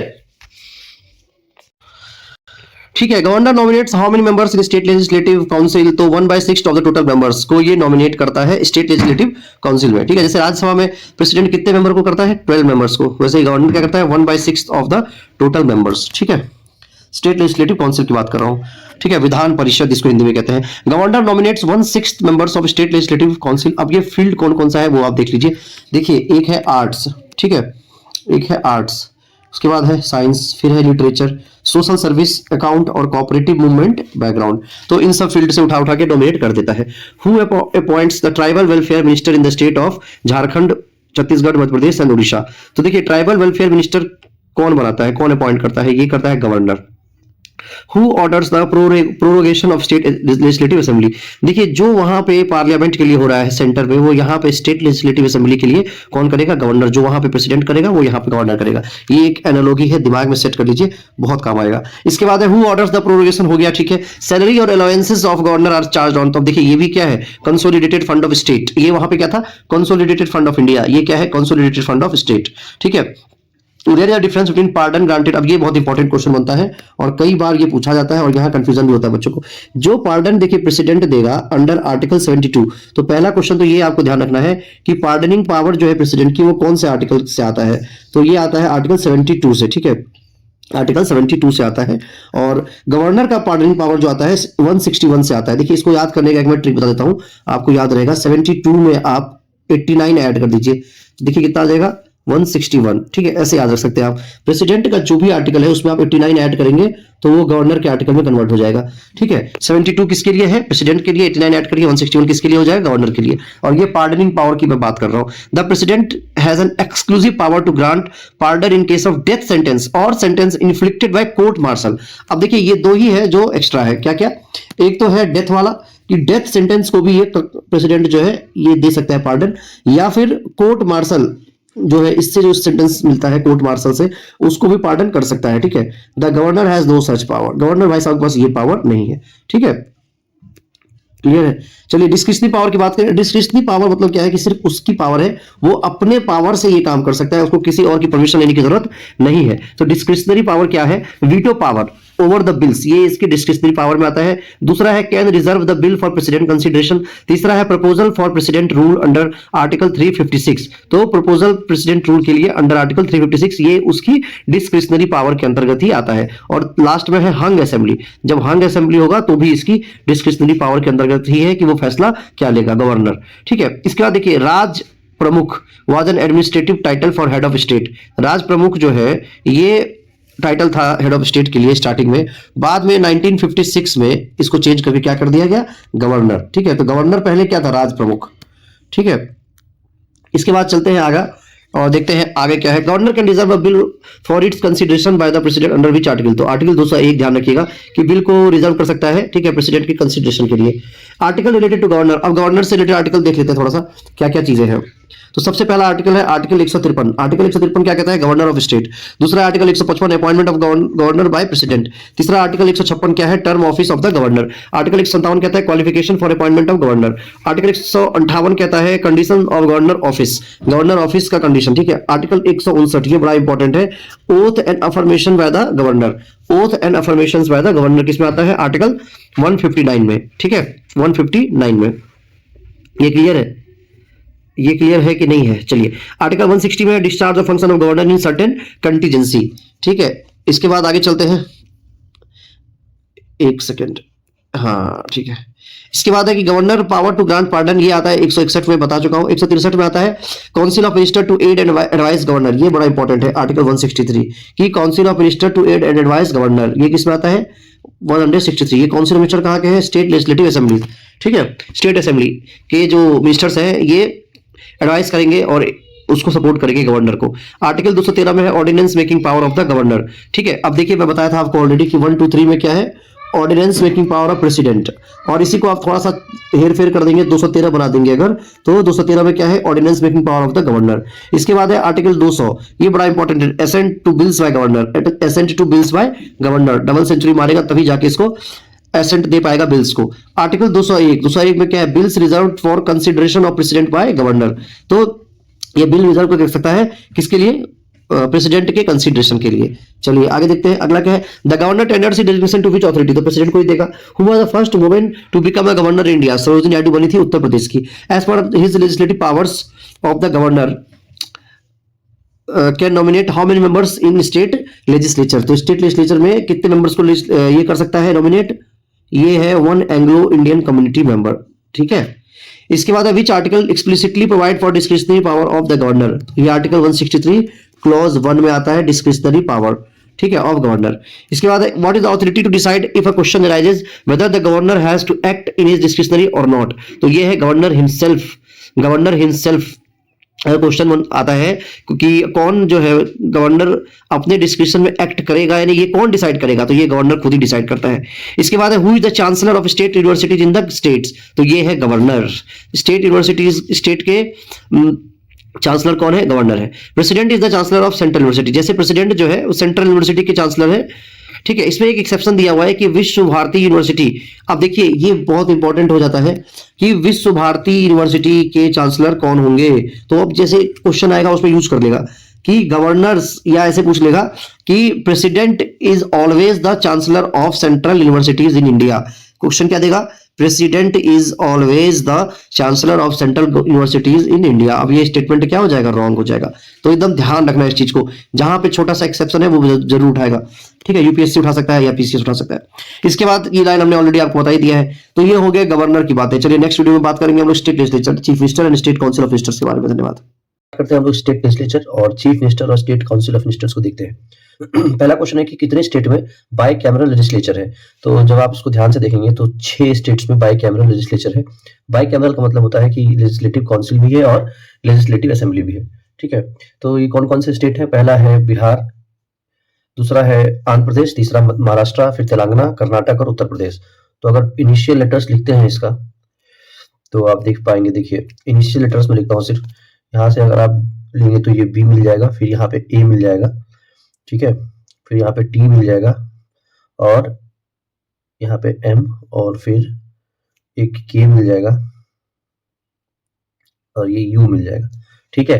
तो कोई एक एमकेयू कंपनी है जो बैट बनाती है, जैसे एमआरएफ है, तो एमआरएफ से तो खेलने की औकात अपनी नहीं है, सचिन तेंदुलकर साहब खेलते हैं। एमकेयू कंपनी का बैट है जिससे आप खेल सकते हैं, तो इस तरीके का एक कोड बना लीजिए, बैट एमकेयू, ठीक है। बिहार, आंध्र प्रदेश, टी से तेलंगाना और एमकेयू मतलब महाराष्ट्र, कर्नाटक और उत्तर प्रदेश। तो ये जो बड़े बड़े स्टेट्स हैं इनमें आपको देखने को मिलेगा बाई कैमरल लेजिस्लेचर, ठीक। आने वाले टाइम में बाकी सारे स्टेट्स में भी हो जाएगा, लेकिन फिलहाल अभी ये 6 स्टेट्स में है। What comprises the state legislature, तो स्टेट लेजिस्लेचर में क्या क्या आएगा, देखिए एक तो गवर्नर आएगा या गवर्नर आएंगे, ये ज्यादा सही रहेगा। दूसरा स्टेट लेजिस्लेटिव असेंबली और स्टेट लेजिस्लेटिव काउंसिल, ठीक है। जैसे वहां होता है ना पार्लियामेंट में लोकसभा और एक होता है राज्यसभा, ये एनालॉजी एकदम दिमाग में रखिए। और होता है गवर्नर प्रेसिडेंट, यहाँ होता है प्रेसिडेंट, ठीक है। ये होता है पार्लियामेंट में, सेंटर में लोकसभा, राज्यसभा और प्रेसिडेंट। लोकसभा जो होता है lower house, Rajya Sabha upper house और president.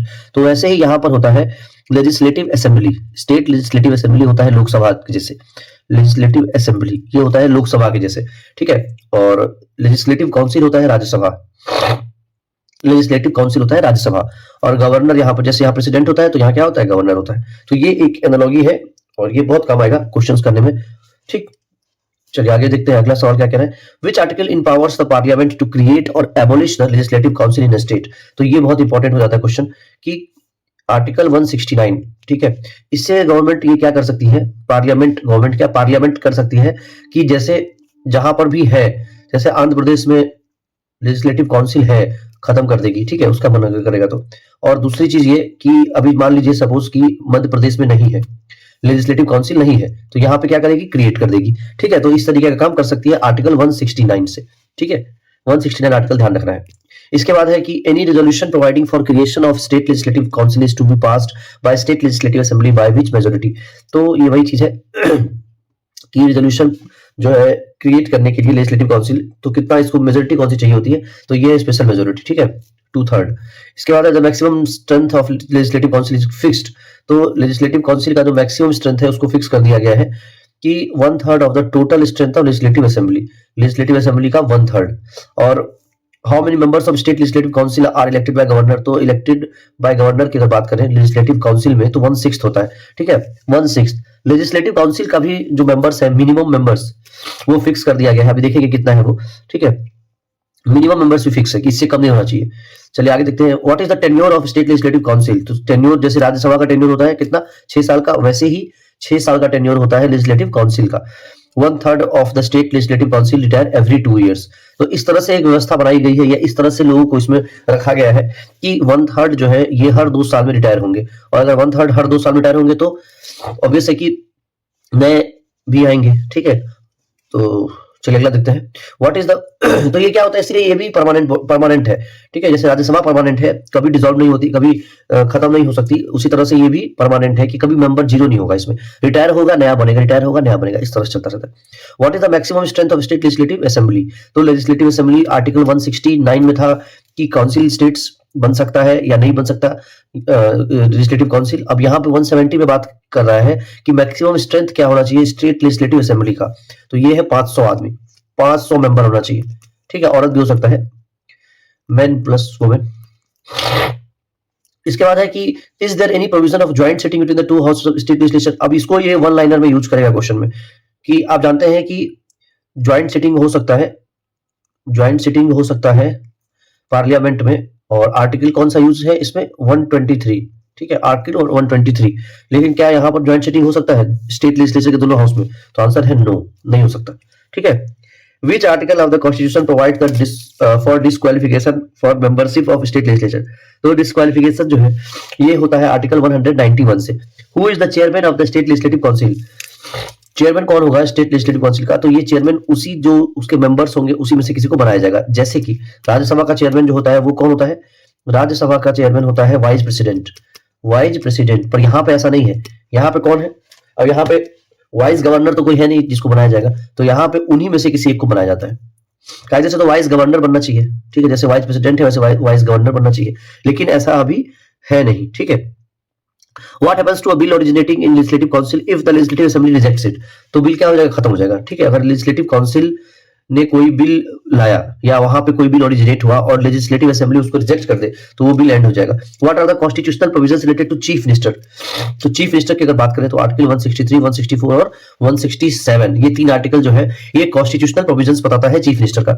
Which article provides for the appointment of chief minister bye the governor, तो चीफ मिनिस्टर का अपॉइंटमेंट ये होता है आर्टिकल 164 से, आर्टिकल 164 क्लॉज 1, आर्टिकल 164 क्लॉज 1, ठीक है।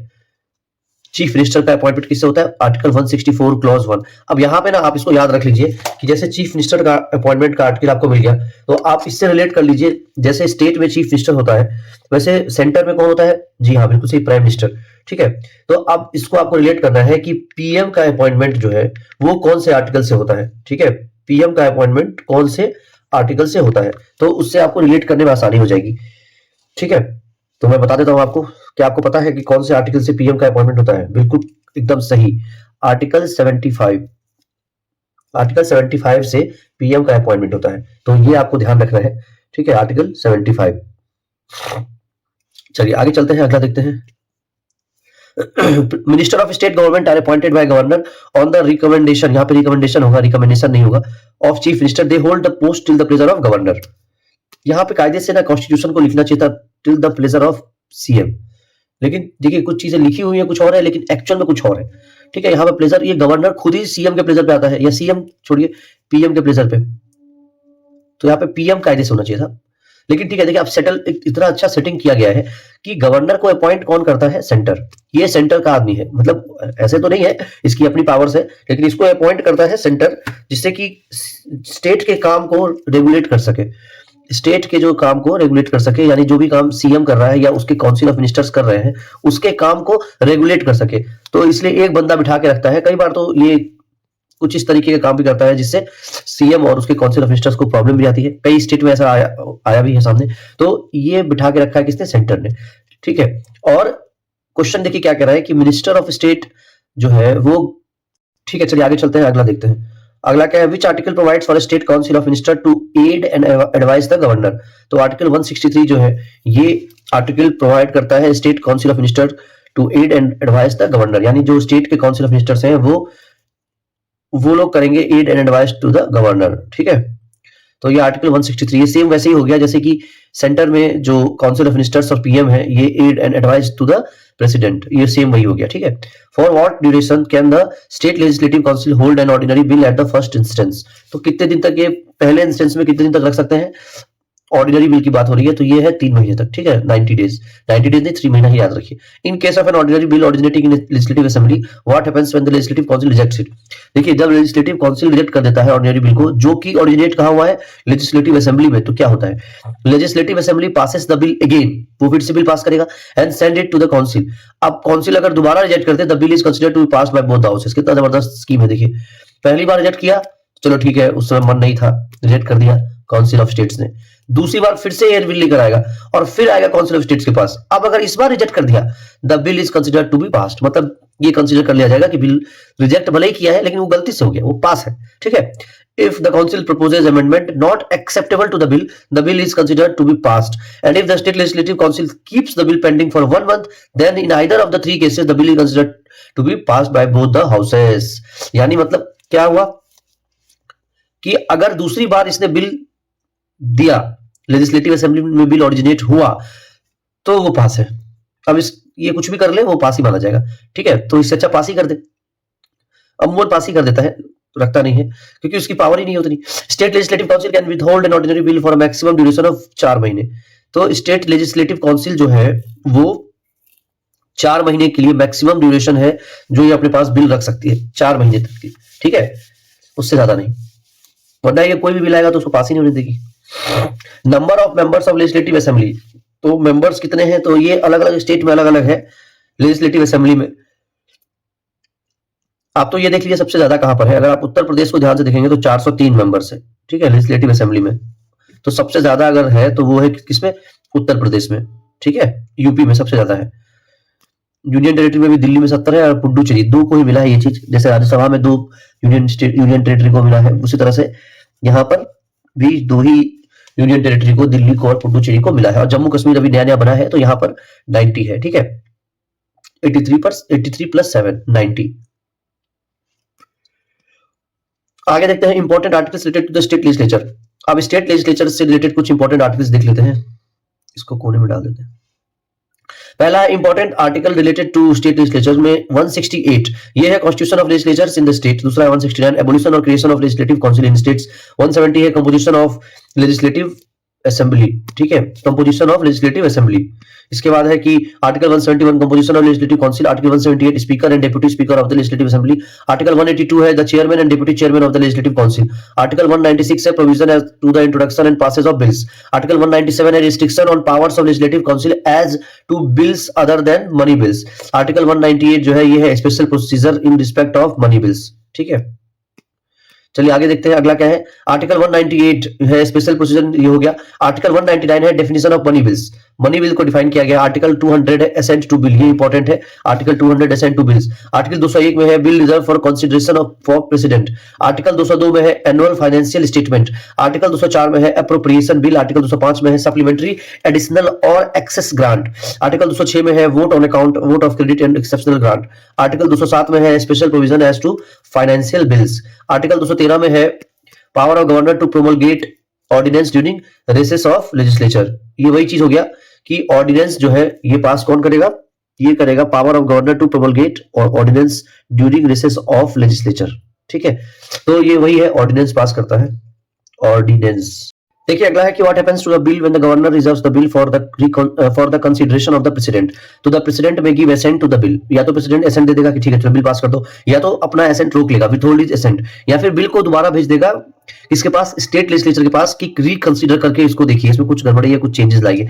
इन that case the state legislature has to reconsider the bill, और तब उस केस में 6 महीने के अंदर उसको रिकंसीडर करना पड़ेगा, लेकिन तब भी प्रेसिडेंट ऑब्लाइज नहीं है कि वो बिल को पास करे, ठीक है। How many members of the state legislative council are elected. तो आप जानते हैं 1/6 जो है 1/6 मेंबर ये होता है नॉमिनेट, तो कितना होगा 5/6 जो है ये इलेक्टेड होगा, ठीक।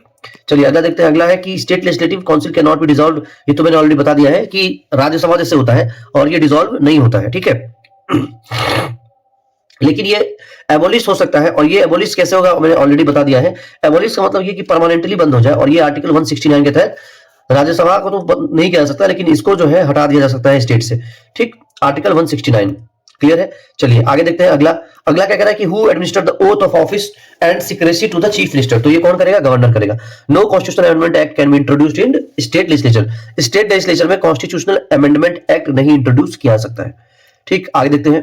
The chairman of state legislative council gives his resignation to which authority? तो किस अथॉरिटी को स्टेट लेजिस्लेटिव काउंसिल का चेयरमैन अपना रेजिग्नेशन देगा? ये देगा deputy chairman of state legislative council. और स्पीकर किसको देगा? स्पीकर देगा deputy speaker of legislative assembly. ठीक है, तो ये चीज है। For how long can state legislative council with hold a money bill? Money bill को कितने दिन तक रख सकता है? 14 दिन तक, 14 days. Okay, next question, a member of the state legislature cannot be arrested for what duration before and after the session of the house? तो कितने दिन तक स्टेट लेजिस्लेचर का मेंबर अरेस्ट नहीं हो सकता है अगर सेशन शुरू हो गया या सेशन खत्म हो गया? लेकिन ये सिविल केस की बात कर रहा है, क्रिमिनल केस की नहीं। तो यहाँ पे 40 दिन, 40 डेज। ठीक है। Any decision related to the disqualification of member of the state legislative assembly under article 191 is the privilege of which authority? तो गवर्नर, लेकिन in consultation with the election commission. ठीक है, डिस्क्वालिफिकेशन की अगर बात करते हैं आप स्टेट लेजिस्लेटिव असेंबली में, तो ये गवर्नर के पास है, लेकिन वो कंसल्ट करेगा किससे? इलेक्शन कमीशन से। वो भले ही सेंटर के अंदर हो, उससे मतलब नहीं है। ठीक है, गवर्नर प्लस इलेक्शन। तो आप देख रहे हैं इलेक्शन ईसीआई जो है ये बहुत पावरफुल बॉडी है और इसका टोटल कंट्रोल सिर्फ अगर सेंटर के पास रहा तो आप देखिए इस केस में क्या होगा, गवर्नर और ईसीआई मिलके किसी को डिस्क्वालीफाई करेगी और ईसीआई और गवर्नर ये दोनों किसके अंडर में? जी हाँ, सेंटर के अंडर में अगर रहेगा तो फिर कितना बायसनेस आ जाएगा, फेडरलिज्म जो है वो खतरे में आ जाएगा, फेडरलिज्म जो है ये खतरे में आ जाएगा। ठीक है, चलिए आगे देखते हैं। एक बिल आया था अभी रिसेंट में जिसमें इलेक्शन कमीशन के जो हेड है सीईसी, चीफ इलेक्शन कमिश्नर, तो इनके अपॉइंटमेंट में जो कमिटी बैठती है उस कमिटी में सुप्रीम कोर्ट ऑफ इंडिया का जो सीजेआई है, जो चीफ जस्टिस ऑफ इंडिया, ये भी इंक्लूडेड है। ठीक है, इस कमिटी में। तो ये एक बिल अभी आया था कि इनको हटाया जाना चाहिए और वहां उस कमिटी में ये नहीं रहेंगे। तो अब उस बिल पे बहुत सारा भी डिबेट हो रहा है, देखिए क्या होता है। सुप्रीम कोर्ट में भी केस गया है। What is the minimum age for a person to become a member of state legislative assembly? State legislative assembly में 25 साल है minimum age. Sucheta Kriplani was the first women chief minister of Uttar Pradesh, यानी कि सुचिता कृपलानी जो है वो पहली वुमेन चीफ मिनिस्टर थी। कहां की? उत्तर प्रदेश की, 1963 से 64। ये भी इंपॉर्टेंट है, पहली वुमेन चीफ मिनिस्टर। इसके बाद देखते हैं which article define duties of chief minister? Article 167। Duty किस में डिफाइन है? 167 में। चलिए आगे देखते हैं what is the tenure of chief minister? तो चीफ मिनिस्टर का टेन्योर क्या होता है? देखिए फिक्स नहीं होता है, ऑब्वियस सी बात है कि मेजोरिटी मिलता जाएगा, वो बनता जाएगा, चेंज भी हो सकता है उसी पार्टी का कोई और बन जाए। अभी एमपी में शिवराज सिंह चौहान बहुत साल तक सीएम थे, लेकिन इस बार पूर्ण बहुमत बीजेपी का आया और उनको हटा दिया गया, अब वहां पे मोहन सिंह है। ठीक है, तो ऐसा सीएम का कोई टेन्योर फिक्स नहीं है, उसी पार्टी का बनेगा। अगर मेजोरिटी है तो उसी पार्टी का बनेगा, कोई भी बन सकता है जिसको पार्टी रिकमेंड करेगी। State council of minister are appointed by which authority? तो governor on the advice of chief minister. Who allocates and reshuffle portfolios? कौन करेगा? CM. Article 170 states that state legislative assembly can have maximum of 500 members, ये already बता चुका हूं, and minimum of 60 members. ये हम लोग बात कर रहे हैं state legislative assembly. State legislative assembly बहुत इंपॉर्टेंट पॉइंट है, इसको आपको एकदम ध्यान रखना है, इसको बॉक्स में स्टार लगा लीजिए कि देखिए 500 मैक्सिमम मेंबर्स है और मिनिमम 60 मेंबर्स है। ठीक है, however the president has the power to alter the strength of state legislature like for Sikkim, Goa and Arunachal Pradesh. The minimum number is fixed at 30 and for Mizoram and Nagaland it is 40 and 46। और ये किसकी बात कर रहे हैं हम लोग? State legislative assembly, SLA. इसके बाद है who is acts as a vice chairman of the concerned zonal council as per annual rotation? तो चीफ मिनिस्टर जो है वो कंसर्न्ड स्टेट के ये होते हैं वाइस चेयरमैन। ठीक, चलिए तो ये हो गया हमारा, क्या हो गया? ये हो गया हमारा council of state and chief minister, यानी स्टेट लेजिस्लेचर के बारे में हमने पढ़ लिया। अब अगला जो है ये है सेंटर स्टेट रिलेशन, तो इसको अब देख लेते हैं। ठीक है, चलिए